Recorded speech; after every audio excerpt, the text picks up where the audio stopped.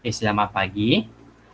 So untuk hari ini saya cuba nak masuk bab 5 dan saya juga nak masuk subtopik 5.1 dan 5.2. Okay, sebab berdasarkan dalam buku teks ni tak banyak. 5.1 tu macam 3 helai muka surat saja. Okay, dan dia pun tak susah. Okay, so kita akan masuk 5.1 dengan 5.2 lah. Okay, kalau sempat 5.2.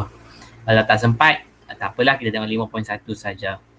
Okay, so kita masuk bab baru, itu sebatian karbon. Okay, so dalam sebatian karbon ini ada 5 subtopik kalau tak silap saya. Ini dia 5 subtopik itu. Pengenalan sebatian karbon, hidrokarbon, alkohol, lemak dan juga minyak sawit. Hang lagi laptop saya ni. Aduh. Okay, boleh dah.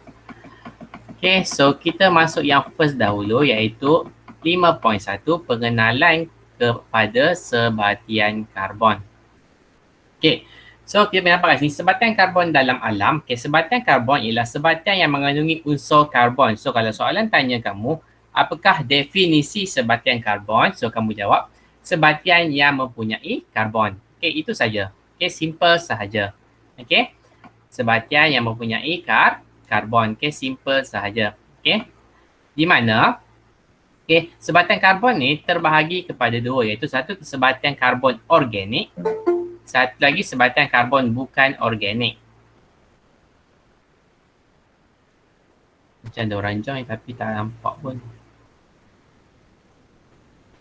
Okay, so ada dua sebatian karbon. So kamu kena tahu definisi sebatian karbon. Lepas tu kamu kena tahu sebatian karbon terbagi kepada dua, iaitu organik dan bukan organik. Di mana organik ni datangnya daripada benda hidup. Contohnya adalah petroleum. Petroleum datang daripada yang fosil-fosil kamu belajar tu. Okay, sutera ni daripada ulat sutera tu, dan arang kayu daripada kayu lah yang kita bakar untuk dijadikan sebagai arang. Okay, so petroleum pun asalnya daripada benda hidup. Okay, sutera pun daripada ulat sutera tu pun benda hidup. So arang kayu pun daripada pokok lah. So pun benda hidup. So itu adalah contoh sebatian karbon organik. Jadi itu sebatian karbon bukan organik, datangnya daripada benda bukan hidup. Contoh bagi kat sini batu kapur. Okay, dan juga karbon dioksida. Okay, batu kapur ni datangnya daripada yang lebih kurang kalau tak silap saya lah, mineral. Okay, datang daripada mineral. Mineral tu bukan benda hidup. Karbon dioksida ni datang daripada ada banyak. Okay, karbon dioksida ni datangnya ada banyak. Nanti kita tengok kat bawah. Kat bawah ni cerita datang mana je karbon dioksida ni. Biasanya kita assume datang daripada kita bernafas kan, tapi sebenarnya ada banyak. Okay, kalau kamu ingat, okay, kita bernafas, okay, akan sedut oksigen tapi akan mengeluarkan karbon dioksida. Okay, tapi sebenarnya bukan itu saja sumber karbon dioksida, ada lagi. Okay, so kita tengok dekat sini. Okay, kitar karbon. Okay, kitar karbon. So, kitar ni, pengertian kitar, mungkin kamu pernah dengar kitar air. Okay, kamu mungkin pernah dengar kitar air. So, di mana kitar air tu adalah proses yang air tu dia macam apa kata, membentuk awan, hujan, masuk sungai, lepas tu dia teruap lagi sekali kan. Okay, kalau kamu ingat lagi lah, kitar air. Okay, di mana kitar air ni fungsinya adalah untuk mengekalkan air lah. Okay, dalam ekosistem. So, sama juga dengan kitar karbon. Okay, fungsinya adalah untuk mengekalkan kandungan karbon dalam ekosistem kita lah, okay, dalam environment kita ni. Okay, nak kekalkan karbon, sebab tu kita panggil kitar. Kitar ni maksudnya pusingan. Okay, kitar itu maksudnya adalah pusingan, lebih kurang lah. Okay, so kitar karbon menunjukkan bagaimana unsur karbon dikitar melalui pembentukan ataupun penguraian sebatian karbon. So unsur karbon ni boleh dibentuk, okay, melalui penguraian. Okay, boleh dikitar boleh dikitar, okay, dengan melalui proses pembentukan. Pembentukan ni maksudnya dia buatlah, okay, dia buat karbon itu, ataupun penguraian, di mana penguraian ni bila dia mengurai ataupun mereput akan mengeluarkan sebatian karbon dalam hidupan dan bahan organik di kawasan persekitaran melalui proses respirasi, pembakaran, penguraian, fotosintesis. Okay, kenapa ya? Empat proses yang yang terlibat dalam kitar karbon, iaitu respirasi, pembakaran, penguraian dan fotosintesis. So ini adalah dia punya gambar raya lah. Okay, so kita mula dengan atas dulu, karbon dioksida dalam atmosfera. So karbon dioksida ini dalam atmosfera ini disedut, diambil lah, diambil oleh tumbuhan hijau untuk melakukan makanan, iaitu dengan proses fotosintesis. Di mana yang respirasi ini pula datang daripada benda hidup yang lain, haiwan, tumbuhan, mikroorganisma yang belum bernafas, manusia yang perlu bernafas, di mana kita daripada fotosintesis ni oksigen terhasil. So oksigen tu hidupan yang hidup, makhluk yang hidup sedut oksigen mengeluarkan gas karbon dioksida. So itu adalah respirasi. Tumbuhan hijau ini juga akan dimakan oleh haiwan. Dan pada masa yang sama akan juga bernafas lah. So mengeluarkan gas karbon dioksida melalui proses respirasi. Apabila organisma ini mati, dia akan mereput. Dia akan mereput. Di mana mereput tu dia akan mengeluarkan gas karbon dioksida juga. Proses pereputan itu akan mengeluarkan gas karbon dioksida. Di mana organisma yang mati ni makin lama dia akan jadi bahan api fosil. Bahan api fosil. Sebenarnya bahan api fosil ini adalah hidrokarbon. Nanti kita tengok hidrokarbon tu apa. Bahan api fosil ini sebenarnya adalah hidrokarbon. So contoh bahan api fosilnya adalah petroleum, gas asli dengan arang batu. Datangnya daripada organisma yang hidup. Organisma yang hidup kemudian mati itulah. Akan menghasilkan bahan api fosil. Contoh petroleum, gas asli, arang batu. So semua ini, bahan api fosil ni selalunya adalah sebatian hidrokarbon. So bahan api fosil ini akan digunakan sebagai proses pembakaran. Pembakaran hidrokarbon akan menghasilkan gas karbon dioksida dan juga air. Pembakaran hidrokarbon ini akan menghasilkan gas karbon dioksida dan juga air lah. Pembakaran bahan api fosil ini tak semestinya melibatkan kilang saja. Semua kereta pun sama. Even kamu bakar biasa bodoh-bodoh, bakar sampah pun dia akan membebaskan gas karbon dioksida. Boleh sini?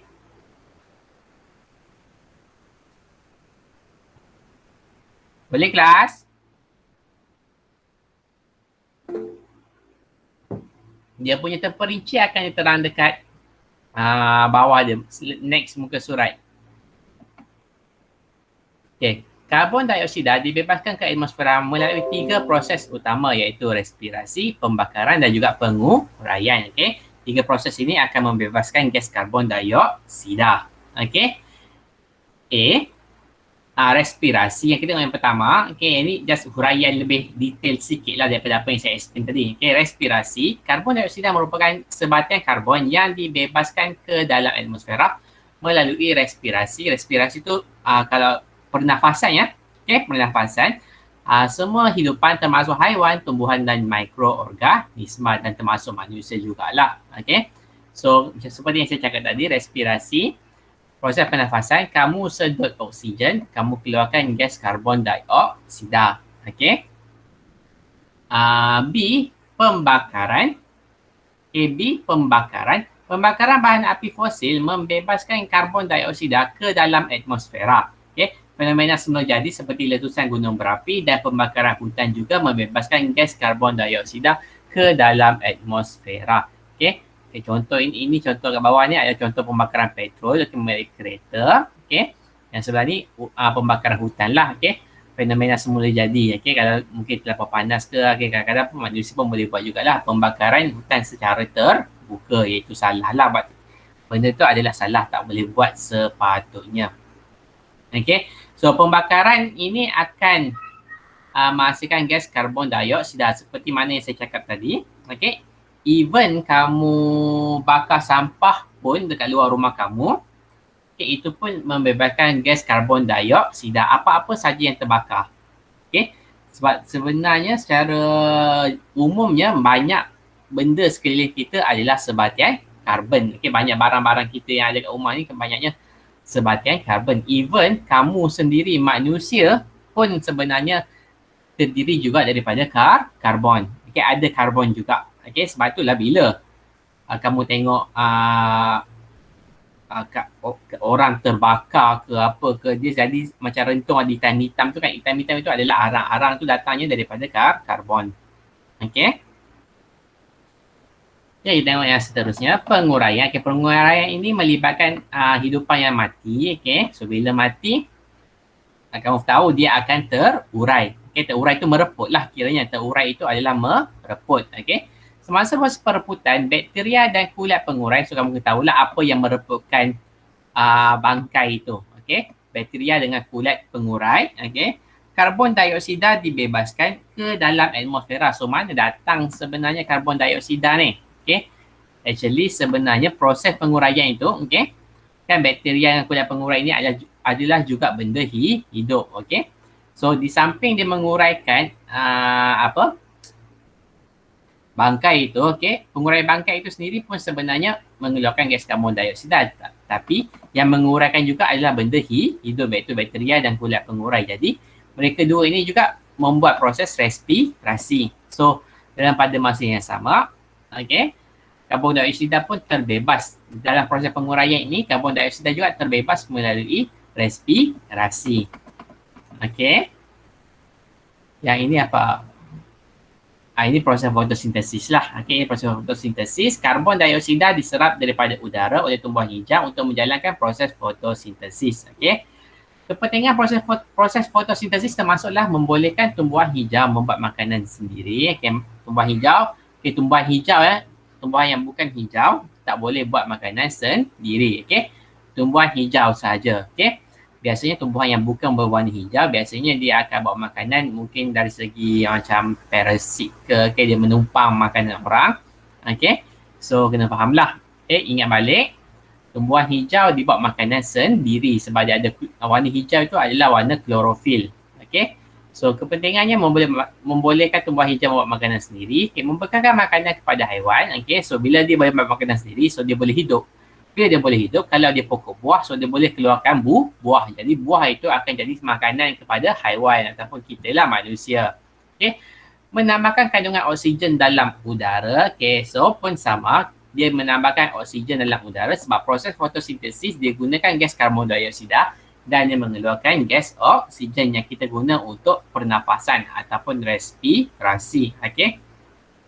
Tapi kamu kena tahu, dalam atmosfera ini bukan oksigen yang paling banyak. Okey, bukannya oksigen, bukannya kandungan gas oksigen yang paling banyak. Okey. Dalam atmosfera ni macam-macam jenis gas yang ada. Okey. Dan oksigen bukan yang maksimum. Kalau tak silap saya, gas nitrogen yang banyak. Kalau tak silap saya kena cek balik. Okey. Okey, kemudian menyingkirkan karbon dioksida berlebihan daripada udara untuk mengekalkan kandungan karbon dioksida. So, proses fotosintesis ini juga, okey, dia menyingkirkan karbon dioksida berlebihan daripada udara untuk mengekalkan kandungan karbon dioksida dalam udara sebab karbon dioksida yang banyak adalah tidak bagus. Okey, karbon dioksida yang banyak adalah tidak bagus. Kamu mungkin pernah dengar kesan rumah hijau.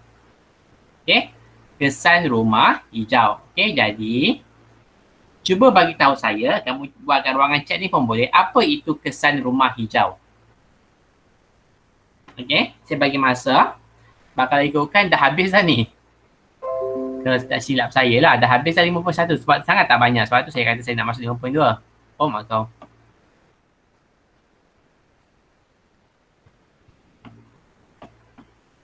Betul dah praktis formatif dah. Okay, so bagi tahu saya apa itu kesan rumah hijau.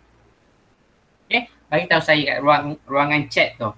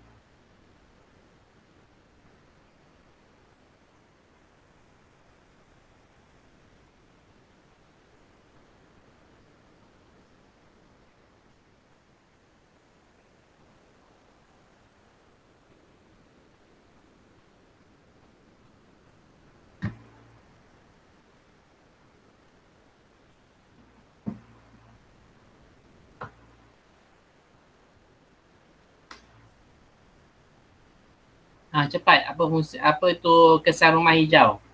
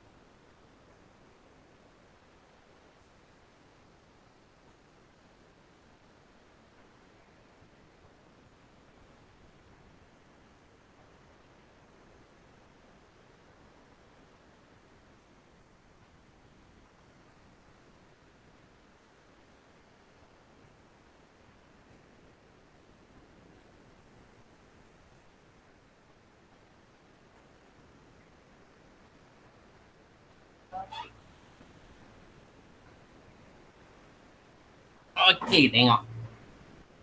Apa jawabnya?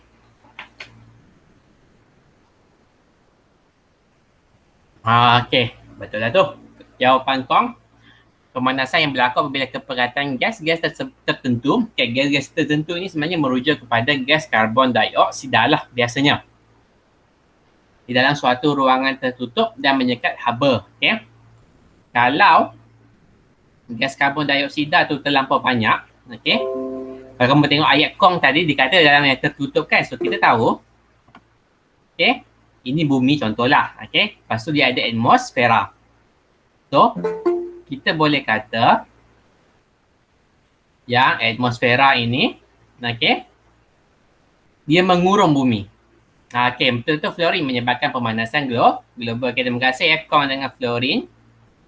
Okay, so kita boleh kata yang bumi ni sebenarnya terkurung dalam atmosfera. So bila gas karbon dioksida tu banyak, okay, bila cahaya matahari masuk dalam, okay, bila dia dipantulkan oleh bumi, okay, dipantul pergi ke atmosfera, atmosfera ini akan pantul balik ke bumi.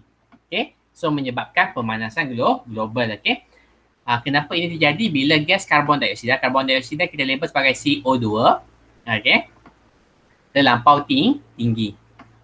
Okay, terlampau tinggi. Okay, kita panggil dia sebagai kesan rumah hijau sebab kalau kamu tahu, okay, kalau rumah hijau tu adalah rumah yang kalau kamu tengok, rumah yang dalam tu ada pokok saja. Dia macam rumah, okay.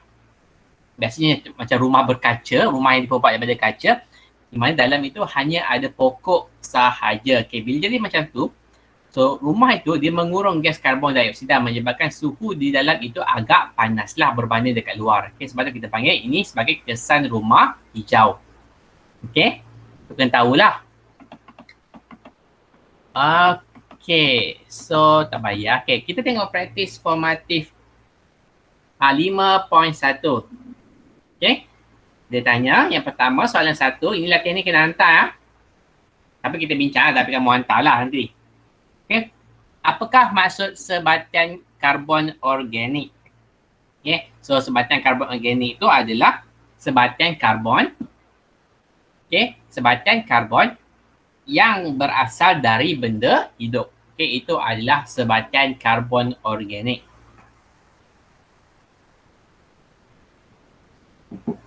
Okay, itu adalah sebatian karbon organik. Okay, sebatian karbon yang berasal daripada benda hidup. Okay, nombor 2. Apakah maksud sebatian karbon bukan organik? Okay, apakah maksud sebatian karbon bukan organik? Jadi itu adalah sebatian karbon yang berasal dari benda bukan hidup. Okay, sebatian karbon yang berasal dari benda bukan hidup.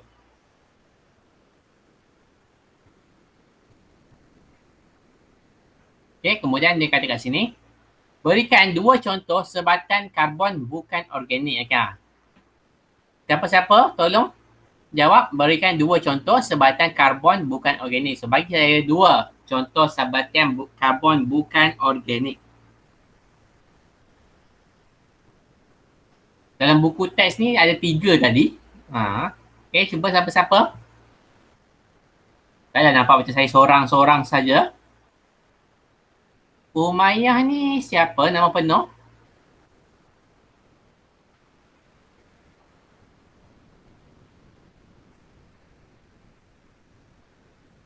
Umayyah, tolong respon. Kamu tulis nama penuh kamu. Supaya senang buka skor. Alice, okay, Alice. Okay. Okay, so siapa-siapa bagi saya contoh sebatian karbon bukan organik.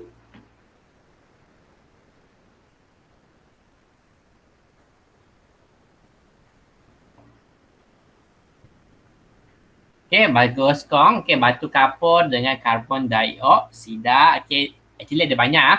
Okay, saya bagilah apa contoh lain. Contoh lain yang boleh kamu pakai lah. Tadi yang kau tulis ni karbon dioksida kan. Okay, dia boleh karbon monoksida. Karbon monoksida. Yang saya tulis kat chat ni. Okay, karbon monoksida. Kalau karbon dioksida dia 2 oksigen. Kalau karbon monoksida dia 1 oksigen. Kalau karbon dioksida kita tulis macam ni biasanya. CO2. Okay, kalau monoksida CO saja. Okay. Lagi contoh dia adalah apa lagi? Kalsium karbonat. Okay, kalsium karbonat. Okay, kalsium karbonat itu kalsium karbonat tu sebenarnya batu karang lah. Okey, batu kapur. Okey, batu kapur yang Kong bagi tadi, okey. Batu kapur tu nama kampung dia, nama kimia dia kita panggil sebagai kalsium karbonat. Okey. Apa lagi ya? Cukuplah tu, itu je yang saya rasa yang mudah untuk kamu hafal. Karbon dioksida, karbon monoksida, okey, batu kapur ataupun kalsium karbonat. Okey, 3 benda tu. Okey. Yang keempat, apakah kitar karbon? Okay. So, kitar karbon ni, dia punya jawapan ada dekat atas ini.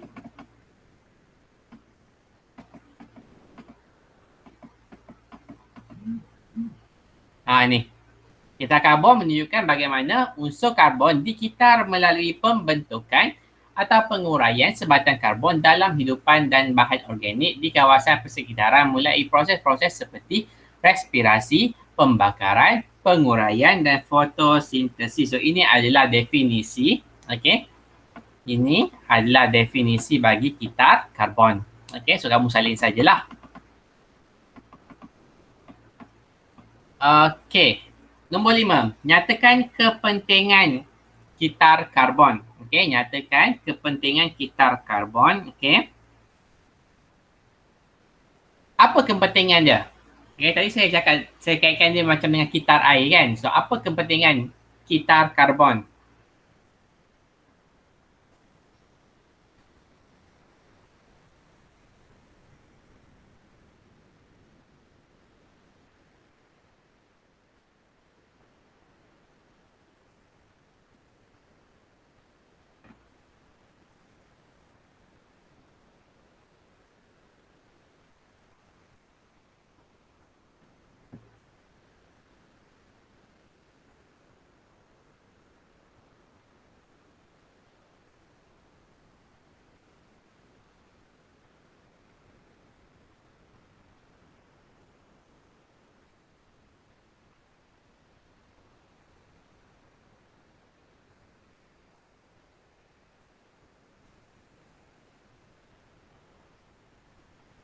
Okey, so apa kepentingan kitar karbon? Dia sama je dengan kepentingan kitar air. Okey.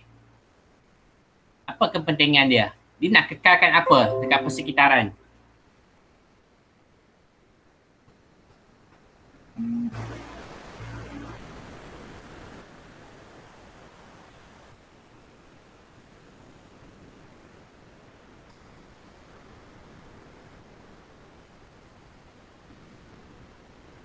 Tak apalah, saya bagi tahu lambat pula tunggu kamu. Okey. So, kitar karbon, okey, kepentingannya adalah yang pertama, mengekalkan keseimbangan karbon. Okey, mengekalkan keseimbangan karbon dalam persekitaran. Okey, mengekalkan keseimbangan karbon dalam persekitaran. Okey. Yang kedua, mengekalkan komposisi karbon dioksida di atmosfera. Mengekalkan komposisi karbon dioksida di atmosfera.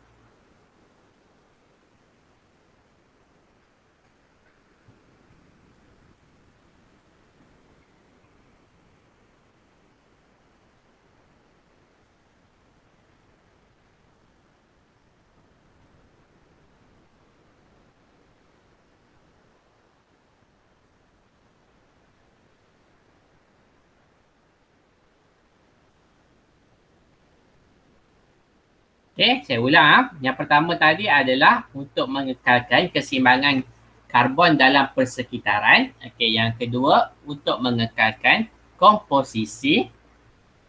Okey, untuk mengekalkan komposisi karbon dioksida di atmosfera. Okey, seperti yang saya cakap lah, kalau terlebih karbon dioksida, dia akan membuat kesan rumah hijau yang menyebabkan pemanasan global. Okey. So, itu adalah sebatian karbon. Okay, tamat sudah sebatian karbon.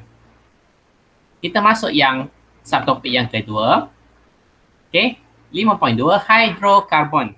Okay, hidrokarbon. Okay, kalau tadi sebatian karbon, okay, sebatian yang mempunyai karbon.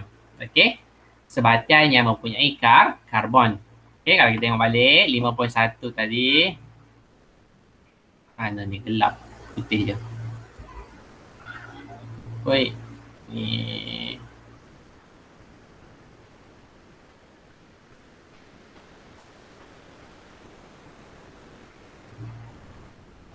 Kita tengok sini. Okey. Sebatian karbon ialah sebatian yang mengandungi unsur karbon. Okey. Maksudnya, actually kalau kamu tengok perkataan sebatian ini, sebenarnya dia adalah campuran.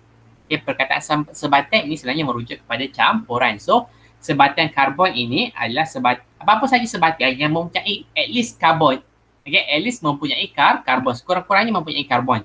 So, kita panggil sebatian karbon. Tak kira lah dalam dia ada karbon dengan oksigen ke, tapi so, karbon dengan oksigen macam karbon dioksida, dia ada karbon dengan oksigen. Okay, dia ada campuran karbon dengan oksigen. Okay, tapi kita masih dipanggil dia sebagai sebatian karbon. Okey, walaupun dia ada oksigen. Okey. Tetapi kalau sebatian hidrokarbon, okey, kalau tengok sini sebatian hidrokarbon, okey, Sebatan hidrokarbon ialah sebatan karbon organik. Okay, dia mesti organik yang terdiri pada unsur karbon dan hidrogen saja. Masuk kat sini. Hidrokarbon dia hanya ada hidrogen dan karbon. Dia tak boleh ada unsur lain. Okay, baru pada mak kat sini perkataan sahaja berbanding dengan sebatan karbon tadi. Sebatan karbon adalah sebatan yang mempunyai karbon. Okay, tak kira lah karbon tu bercampur dengan apa. Okay, so kalau hidrokarbon dia mesti karbon dan hidrogen saja. Jadi maksudnya kat sini hidrokarbon ini sebenarnya adalah sebatan karbon juga. Okay, salah satu sebatan karbon.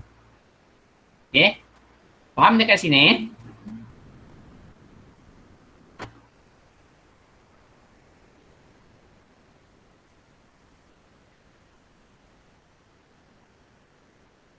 Faham kelas? Faham, cikgu. Okay, terima kasih. Okay, so kena faham lah. Sebatan karbon tu macam mana? Sebatan hidrokarbon tu macam mana? Kalau karbon tu dia ada karbon gabung apa-apa pun okey, kita masih lagi panggil sebatan karbon. Tapi hidrokarbon dia ada sebatan okey, dengan karbon dengan hidrogen saja. Okey, contoh paling mudah adalah petroleum. Okey, petroleum contoh paling mudah sebatan hidrokarbon. Okey, so kita tengok dekat sini sebatan hidrokarbon daripada sumber semula jadi. Okey, sumber semula jadi ni maksudnya dia jadi secara semula jadilah. Okey, dia adalah tindak balas yang kita kata macam tindak balas yang automatik. Okay, so kita tengok dekat sini. So ada hidupan laut yang mati terbenam dalam dasar laut. Okay, lama kelamaan, okay, haiwan yang mati ni ditindih dengan lumpur dan batu kat sini. Okay, ditindih dengan lumpur dan batu. So bila dia tindih dengan lumpur dan batu, so hidupan laut yang mati ni akan dikenakan tekanan.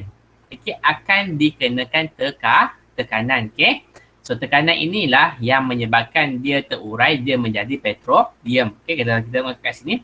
Selepas berjuta-juta tahun, sisa itu tertanam semakin jauh ke dalam dasar laut di bawah lapisan tebal batu dan lumpur.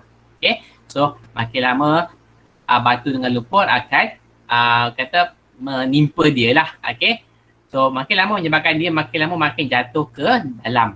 Okay, dia makin lama dan makin lagi ke dalam daripada permukaan tanah. Okey.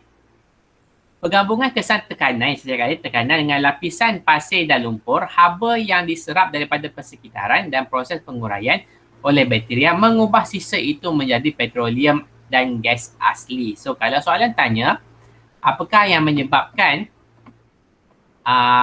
terjadinya petroleum, tak asli petroleum adalah disebabkan tekanan, okey, dan juga haba.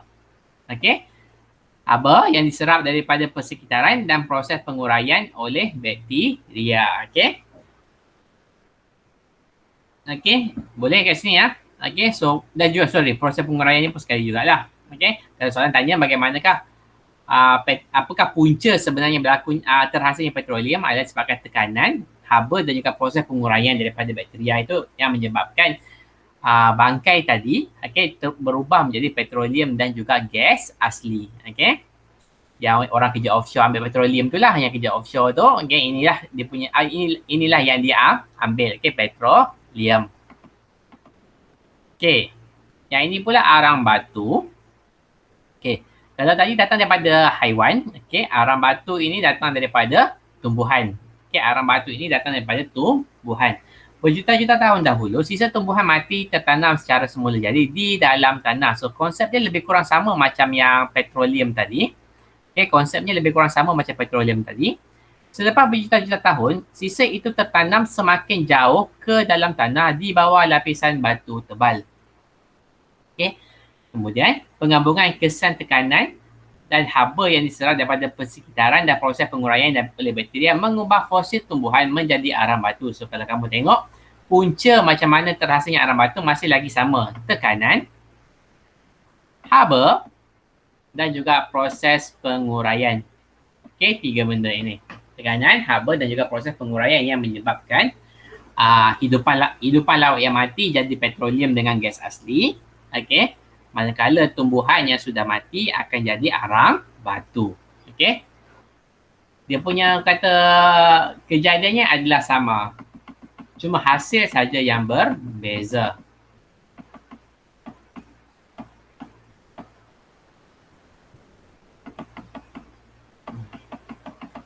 Okay, kita tengok sini. Penyulingan berperingkat petroleum. Okay. Penyulingan berperingkat petroleum. Okay. So penyulingan ni, okay, proses penyulingan ni, okay, maksudnya dia nak ambil petroleum saja. Okay. Petroleum ini adalah satu campuran hidrokarbon. Okay. Campuran hidrokarbon ini perlu diasingkan melalui proses penyulingan berperingkat sebelum pecahan-pecahan petroleum ini dapat digunakan. Okay. Proses penyulingan berperingkat digunakan kerana pecahan petroleum mempunyai takat didih yang berbeza. So proses penyulingan, okay, ini saya rasa mungkin boleh cover kalau sekolah dah buka kot. Okay, proses penyulingan ini, okay, boleh dilakukan, okay, kerana setiap pecahan petroleum ini mempunyai takat didih yang berbeza. Ini punca kenapa kita boleh buat proses penyulingan. Okay, ini dia kata apa? Memisahkan petroleum mentah kepada 4 pecahan yang berbeza dengan menggunakan penyulingan berperingkat. Okay, so kita tengok kat sini susunan radas dia. Okay, ini susunan radas dia. So, ini di bahagian sini adalah eksperimennya adalah petroleum mentah. Okay, so dia panaskan. Petroleum mentah dia panaskan. Okay, kalau kita tengok ada benda pelik ada. Okay, panaskan petroleum mentah di dalam tabung uji didih perlahan-lahan daripada suhu bilik sehingga suhunya mencapai 80 darjah Celsius. Okay. Ketika pemanasan petroleum mentah apabila suhunya mencapai 80 darjah Celsius, teruskan proses pemanasan apabila suhunya menurun di bawah 80 darjah Celsius. Maksudnya, kamu panaskan suhu dah 80, kamu stop. Okay, kemudian bila suhu turun 79, kamu panaskan lagi sekali, naikkan sampai 80. Lepas tu, turun balik, naikkan lagi. Itu maksud dia lah, lebih kurang macam tu lah. Apabila terdapat lebih kurang 1 cm hasil sulingan yang terkumpul dalam tabung uji, gantikan dengan tabung uji kosong yang lain. Okay? So, bila di 80 darjah Celsius, okay, dia akan gas petroleum ini, okay, petroleum mentah ini bila 80 darjah Celsius, okay, ada sebahagian pecahan petroleum dalam ini akan teruap. Okay, jadi cecair. Daripada cecair jadi gas. So, gas tadi akan masuk kat sini, tube penghantar. Okay, lalu sini, sampai dekat sini, kalau kamu perasan sebab ada ais kan? So, bila ada ais, maksudnya sejuk. Bila sejuk, kalau gas sejuk, dia akan tukar menjadi cair. Proses kondensasi. Okay, proses kondensasi. Okay, so dapatlah satu hasil sulingan dekat sini. Okay, kemudian, dia kata kat sini, apabila dah ada 1 cm padu hasil sulingan, okay, boleh tukar dengan tabung uji kosong. So, apa yang kita dapat ini adalah salah satu daripada pecahan petroleum yang dicakapkan tadi kat sini. Yang cakap dekat atas tadi. Okay. Okay, label sebagai pecahan 1 bagi hasil penyulingan yang terkumpul dari suhu bilik sehingga 80 darjah Celsius. Okay. Nombor 7, ulang langkah 3 untuk mengumpulkan 3 lagi pecahan petroleum pada julat suhu 80 hingga 150, 150 hingga 230, 230 hingga 250. So, dilabelkanlah pecahan 2, 3 dan 4. Okey.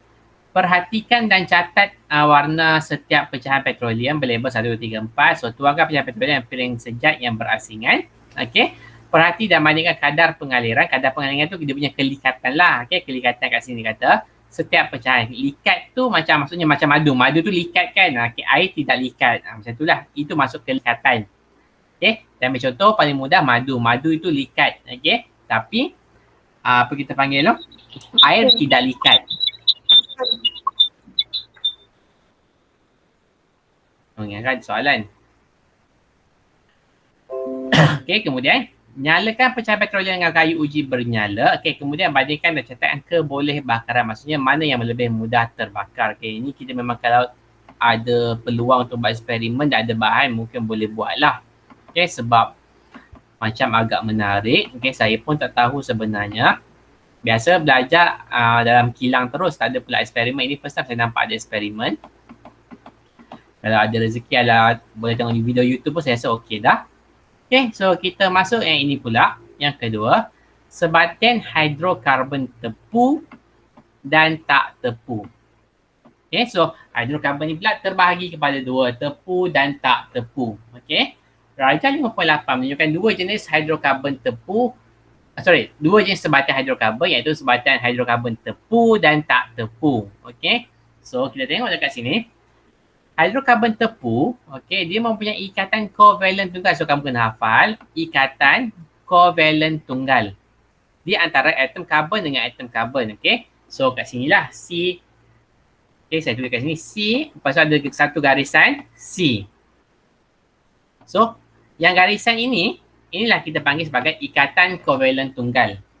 Okay, itulah kita panggil sebagai ikatan kovalent tunggal. Okay, garisan yang menghubungkan C dengan C ni. Okay, saya padam C, saya tak lupa C. Okay, C ini karbon ya. C, okay, lepas tu ada satu garisan. Okay, so garisan inilah kita panggil sebagai ikatan kovalent tunggal. Okay, kenapa tunggal? Sebab satu saja garisan. Okay, satu saja garisan dia. Okay, so ini contoh, ini nama hidrokarbon tepu alkana. Kenapa ya? Hidrokarbon tepu nama dia adalah alkana. Contohnya adalah alkana. Alkana ni pula sebenarnya terbahagi kepada banyak lagi. Okay, saya tak sure yang kamu belajar ke tidak. Okay, oh ada, ni nampak ni, ada 6 lagi. Alkana ada metana, etana, propana, butana, pentana, heksana. Okay, ada 6. Okay, maksimum 6 lah. Kalau kamu belajar kimia, belajar sampai 10. Okay, so untuk silibus kamu belajar sampai 6 sajalah. Okay, so kena hafal cara lukis. Okay, kalau kita tengok dekat sini, saya besarkan.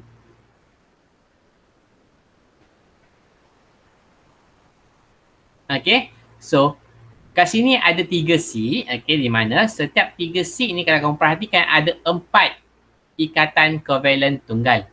Okay, ada 4 ikatan kovalent tunggal untuk setiap C. Contohnya ini C1, okay.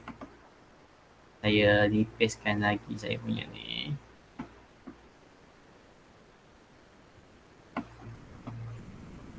Okay, ini C1. Ini C2. Ini C3. So, untuk setiap karbon, untuk setiap satu karbon, okay, akan ada 4 ikatan kovalent tunggal. Contohnya kita tengok C1. Ini yang ikatan kovalent tunggal yang pertama. Ini ikatan kovalent tunggal yang kedua. Ini ikatan kovalent tunggal yang ketiga. Ini ikatan kovalent tunggal yang keempat. Okay, kalau C2, ini yang pertama. Ini yang kedua. Ini yang ketiga. Ini yang keempat. Untuk karbon yang ketiga, ini yang pertama. Ini yang kedua. Ini yang ketiga. Ini yang keempat. Okay, so kena faham kalau karbon, okay, dia akan ada 4 ikatan kovalent tunggal. Okay. Okay, kemudian kita tengok hidrokarbon tak tepu. Okay, hidrokarbon tak tepu, okay, mempunyai sekurang-kurangnya satu ikatan kovalent ganda 2. So diguna ikatan kovalent ganda 2. So seperti namanya, okay, ganda 2 maksudnya kat sini, okay, antara C dengan C ni. Kalau tunggal tadi 1, kalau ganda 2 ada 2 lah. Okay, kalau ada 2. Okay, kalau ganda 2, so dia ada 2 garisan. Okay, seolah-olah macam ada 2 ikatan kovalent tunggal. Cuma bila ada 2 ikatan kovalent tunggal, kita tak panggil dari ikatan kovalent tunggal lah. Kita panggil sebagai ikatan kovalent ganda 2. Okay, di mana di antara atom karbon dengan atom karbon, okay, ataupun ikatan kovalent ganda 3. So ganda 3 ni ada 3 lah. Okay. Untuk kamu, saya rasa tak ada kot ganda 3 ni. Okay, sebab even dalam kimia pun tak belajar pasal ganda 3. Just tahu ada karbon yang dia ada ganda 3. Okay, so kita tengok cara kita tulis. Okay. Ini adalah nama lain, saya lupa cakap. Nama lain hidrokarbon tak tepu kita panggil sebagai alkena. Tadi alkana, ini alkena. Okay. Ataupun kadang mungkin orang sebut alkina jugalah. Alkina pun betul jugalah. Okay, so kita tengok sini, karbon dia pun ada 3. Ini karbon pertama, kedua, susah nak tulis. Kedua, ini yang ketiga. Okay, so macam tadi juga, sebenarnya karbon ni, okay, dia boleh ada 4 ikatan. Kalau tengok, ini yang pertama, ini yang kedua, ini yang ketiga, ini yang keempat bawah dia. Untuk karbon nombor 2, ini yang pertama, kedua, ketiga, keempat. Okay, yang karbon yang ketiga, ini pertama, kedua, ketiga, keempat. Masuk kat sini, setiap atom karbon, okay, C ni, setiap atom karbon ni mesti ada 4 garisan saja. Dia tak boleh lebih. Okay, kalaulah kamu tulis macam ini misalnya,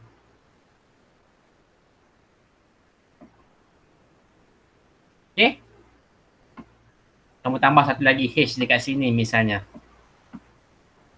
So, dia jadi salah. Sebab apa? Kamu tengok karbon yang pertama ini adalah ikatan yang pertama, ikatan yang kedua, ketiga, keempat, ini yang kelima. So, bila ada 5 ikatan dekat karbon, ada 5 garisan dekat karbon itu, so, kamu punya ni kira salah lah. Okay, dia akan jadi salah.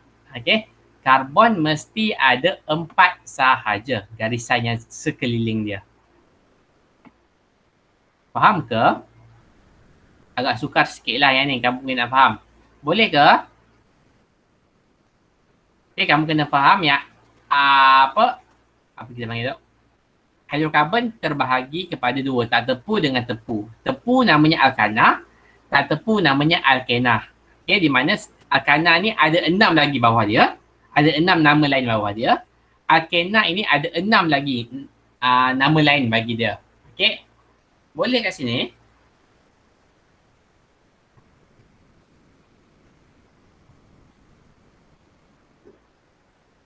Boleh kelas ke dah pening dah?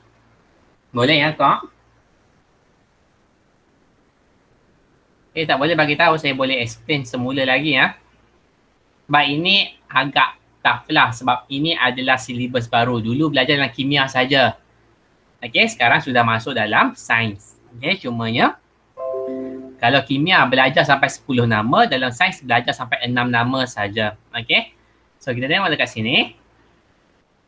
Dalam kimia organik, satu siri homolog terdiri daripada kumpulan sebatan organik tertentu mempunyai sifat kimia yang serupa.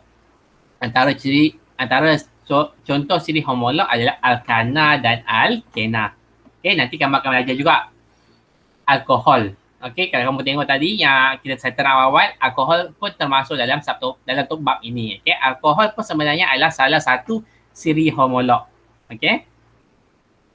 So, alkana ialah sebatan hidrokarbon tepu. Setiap atom karbon dalam molekul alkana mempunyai ikatan kovalen tunggal dengan atom karbon lain. Okay, seperti saya kata tadi lah. Okay. Setiap atom karbon ni akan mempunyai ikatan kovalen tunggal. Okay, dalam sebanyak 4 lah. Okay, sebanyak 4. Okay, oleh sebab alkana mempunyai satu siri homolog, setiap ahli siri homolog alkana dapat diwakili oleh formula ARM CN 2N tambah 2. Di mana N adalah 1, 2, 3 kali kursi bergabung sampai 6 sajalah. Okay, 1, 2, 3 hingga 6. Sebagai contoh kita ambil kat sini C. So, C kat sini ada 3 kan? So, C3.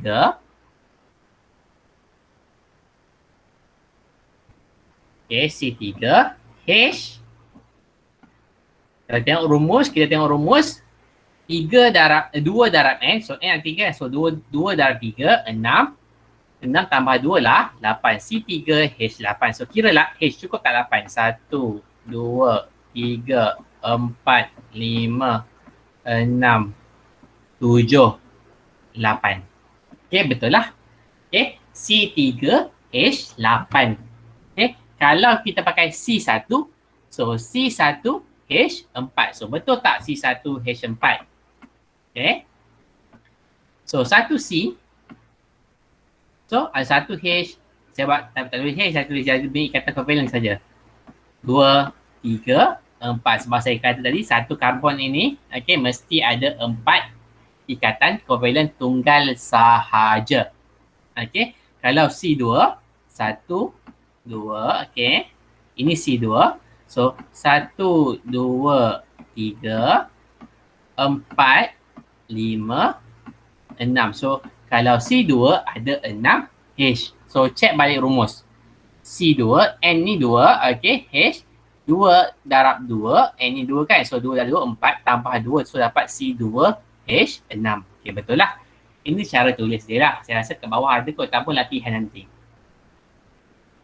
Okey, seperti alkana juga, alkina ialah sebatan hidrokarbon tak tepu. Okey, setiap molekul alkina mempunyai sekurang-kurangnya satu ikatan kovalen ganda 2. So, mesti ada at least satu ikatan kovalen ganda 2. Okey, sekurang-kurangnya di antara atom karbon dengan atom karbon. Okey, oleh sebab itu, alkina mempunyai satu siri homolog. Setiap ahli siri homolog alkina dapat diwakili dengan formula CnH2n. Okey, CnH2n di mana N bermula dengan 2. Okay, N tak boleh bermula dengan 1. Dalam kes yang alkana tadi, N boleh mula dengan 1. Tapi untuk alkina, N mesti mula dengan 2. Okay, dia tak boleh mula 1. Alkina tidak wujud dengan karbon yang 1. Karbon ni mesti at least 2. Okay, so kita tengok kat sini. C2, kalau kita ambil N2, okay, kita ambil N sebagai 2. So, kita gantikan kat sini C2, H4. Okay, 2N kan. So, 2 darab 2. Okay, N ini kita ganti dengan 2. So, kita dapat C2, H4. So, kita tengok betul tak? So, kita lukis C, 2C. Okay, lepas tu dia kata ikatan kovalen ganda 2. Okay, so buat 2. Untuk silibus kamu saya rasa at least 1 lah. Okay, saya rasa 1 saja. Dia tak akan melibatkan sampai 2 atau 3. Okay, so tadi saya kata karbon tadi mesti ada 4 garisan kan. So dia dah ada 2. Karbon ini dah ada 2. So tambah lagi 1. 1, 2 yang disambungkan pada H. Ini pun sebelah ni pun dah ada 2. So tambah 1, 2. So kira balik. C1 ni ada tak cukup tak 4 garis? 1, 2, 3, 4. Okay, cukup. C2 cukup tak 4? 1, 2, 3, 4 juga. Okay, cukup. Okay, so kita bahis lah untuk setiap hujung ni. Okay, so sebab dia datanya CnH2n. Kalau kita try buat C3, okay, kalau kita try buat C3, so buat C dulu. 1, 2, 3. Okay, letak je kat mana-mana kamu nak. Okay, saya letak kat sini lah. Nampak lain sikit daripada contoh. Okay, yang ini satu saja ikatan kovalen tunggal. Yang ini ikatan kovalen ganda 2. So, ini C1. Kita tengok yang C yang first ini. Okay, C yang first ini, so mesti ada 4 garis. So, dia ada dah garis yang pertama. So, ini garis yang kedua, ketiga dan keempat. Okay, C yang ketiga kita tengok. Okay, dia ada dah 1, 2, 3. Okay, tambah 1 saja untuk sama kepada hidrogen 4. Untuk C yang ketiga ini, okay, dah ada 2. So, tambah saja 3 dengan 4. Okay. Agak pening lah kot. Bagi kamu mungkin agak pening lah. Okay. Nanti kita tengok dia punya latihan.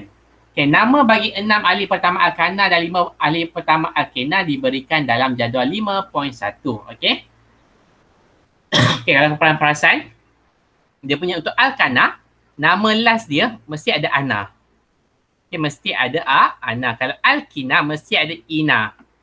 Kalau kamu tengok, metana, etana, propana, butana, pentana, hexana.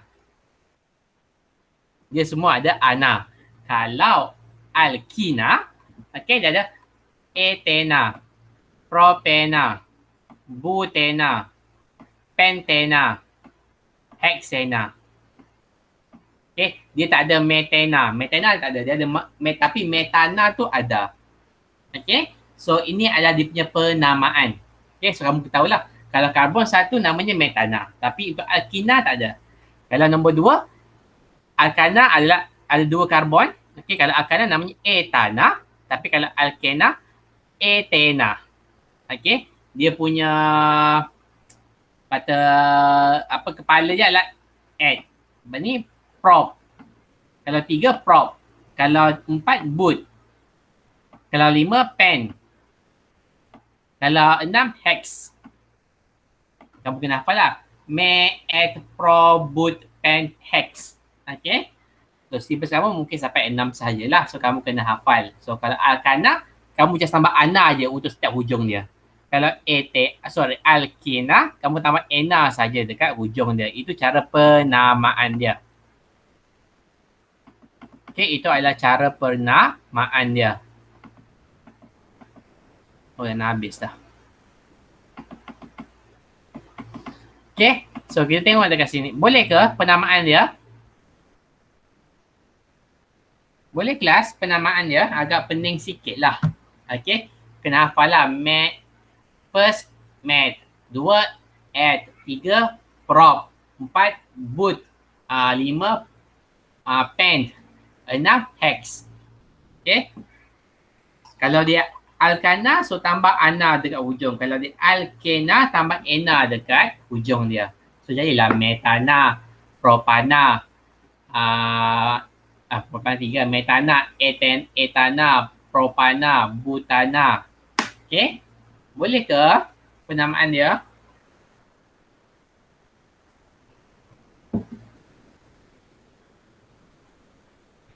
Senyap tu boleh lah kot. Okay, sama ada boleh ataupun kamu tidur ataupun kamu blur. Tak tahu. Okay, boleh ya. Sorry dengan kau. Okay, kita tengok kat sini. Sumber tenaga alternatif dan tenaga boleh baharu dalam harian. Okay, sumber tenaga alternatif ni merujuk kepada sumber tenaga lain lah yang kita boleh guna. Tenaga boleh baharu ini maksudnya tenaga yang boleh diperbaharui. Maksudnya dia boleh recycle. Tenaga yang boleh di-recycle. Bahan api fosil seperti petroleum, arang batu dan gas asli merupakan sumber tenaga yang tidak boleh baharu. Maksudnya kalau petroleum tu habis-habislah. Arang batu tu habis-habislah. Gas asli tu habis-habislah. Okay? Sebab proses seperti kamu tengok tadi, proses nak menghasilkan semua ni berjuta-juta tahun. Okay? Oleh sebab itu, sumber tenaga alternatif menjadi sumber penting untuk membekalkan tenaga dalam kehidupan harian. Sumber tenaga alternatif merupakan sumber tenaga yang tidak mudah habis. Okay, digunakan seperti tenaga nuklear ataupun sumber tenaga yang baharu yang kat bawah inilah. Okay, tenaga nuklear adalah sumber yang boleh diperbarui. Okay, tapi dia adalah sangat-sangat bahaya. Okay, contoh sumber tenaga yang boleh dibaharu adalah seperti di bawah. Okay, tenaga solar. Okay, tenaga solar datang daripada matahari.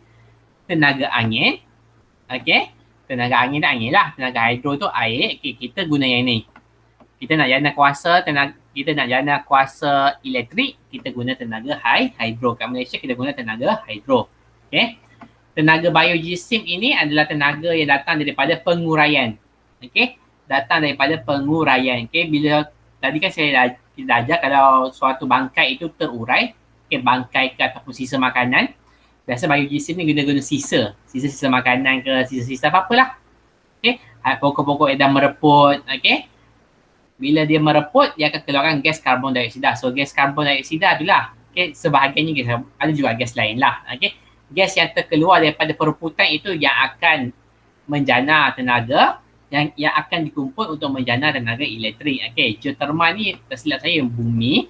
Okay. Tenaga air pasang surut gelombang ombak ni first time saya dengar. Okay, so tapi dua-dua ini based on nama, okay, kita boleh tahulah dia mesti berdekatan dengan laut. Okay, air pasang surut dengan gelombang ombak. Okay. Banyak negara termasuk Malaysia berpotensi membina stesen jana kuasa nuklear untuk membekalkan tenaga. Kebaikan dan keburukan pembinaan stesen jana nuklear perlu dinilai sebelum sebarang keputusan. So, boleh pakai nuklear, okay, tetapi seperti yang saya cakap tadi, nuklear ni risikonya agak tinggi. Sebab kalau dia berlaku kebocoran, okay, stesen jana kuasa ini berlaku kebocoran nuklear, so ramai yang boleh mati. Okay, sangat-sangat bahaya. Okay, sangat-sangat bahaya. Dan stesen jana kuasa nuklear ni juga, okay, dia punya kata penghasilan habanya sangat tinggi, jadi sangat panas lah. So dia sangat sesuai kalau letak tepi laut. Okay, sebab banyak air, so banyak sumber untuk sejukkan stesen jana kuasa ini. Okay, dan tak sesuai Okey, stesen jangka kuasa ni tak sesuai letak dekat dengan kawasan perumahan. Contohnya Kings Park sebelah tu stesen jangka kuasa nuklear, tak boleh. Okey, memang tak boleh. Okey, seperti saya kata, dia kalau berlaku kebocoran, so satu Kings Park tu mati. Okey, bukan satu dua rumah ya, seluruhan Kings Park. Tak mustahil pun satu tatau boleh mati kalau stesen jangka kuasa nuklear ini bocor. Dah kata bahayanya lah. Sebab tu kena hati-hati. Okey. So, kita tengok praktis formatif 5.2. Ini pun sama hantar. Okey. So, soalan pertama, apakah hidrokarbon? Okey, so hidrokarbon ialah sebatian yang mempunyai hidrogen dan karbon sahaja. Okey, mesti tulis perkataan sahaja. Okey, mesti tulis perkataan sahaja. Okey. Itu jawapan dia. Yang kedua, nyatakan persamaan dan satu perbezaan antara hidrokarbon tepu dengan hidrokarbon tak tepu. So, persamaannya adalah kedua-duanya adalah hidrokarbon. Okay? Persamaannya adalah kedua-dua hidrokarbon tak tepu dengan hidrokarbon tepu adalah hidrokarbon. Itu dia punya persamaan. Okey. Perbezaan dia, okey. Perbezaan dia adalah hidrokarbon tepu okey mempunyai ikatan kovalen tunggal, manakala hidrokarbon tak tepu okey mengandungi ikatan kovalen ganda 2. Okey, itu dia punya perbezaan lah. Okey, persamaan dia saya ulang. Okey, kedua-duanya adalah hidrokarbon. Okey, kedua-duanya adalah sebatian hidrokarbon yang mempunyai hidrogen dan karbon sahaja.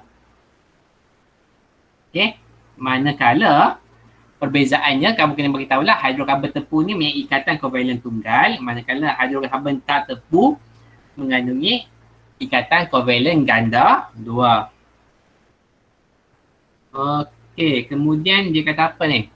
Namakan satu gas yang dihasilkan oleh perebutan sisa makanan untuk menjanakan tenaga elektrik. Okey, seperti yang saya cakap tadi, salah satunya adalah gas karbon dioksida lah, tapi biasanya dalam skema tak akan tulis karbon dioksida. Okey, biasanya dalam yang ini biogisim ini, gas yang paling banyak terhasil adalah gas metana. Adalah gas metana. Metana ini adalah alkana. Alkana kalau bilangan karbonnya adalah satu. Ini metana. C ada 4 H. Okey, saya tak tulis H lah. Okey, kat setiap garisan tu ada H. Okey. Itu adalah metana. Okey, so kalau ikutkan ini sahaja, next class kita akan masuk alkohol. Okey, next class kita akan masuk alkohol. So, hantar dekat saya praktis formatif 5.1 dan praktis formatif 5.2.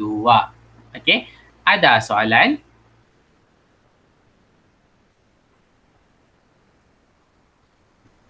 Okay, kalau tak ada soalan, saya stop present lah. Okay. Saya nak stop record dulu. Okay, so boleh on kamera kamu? Okay, sila on kamera kamu. Saya stop recording. So, untuk pelaporan saya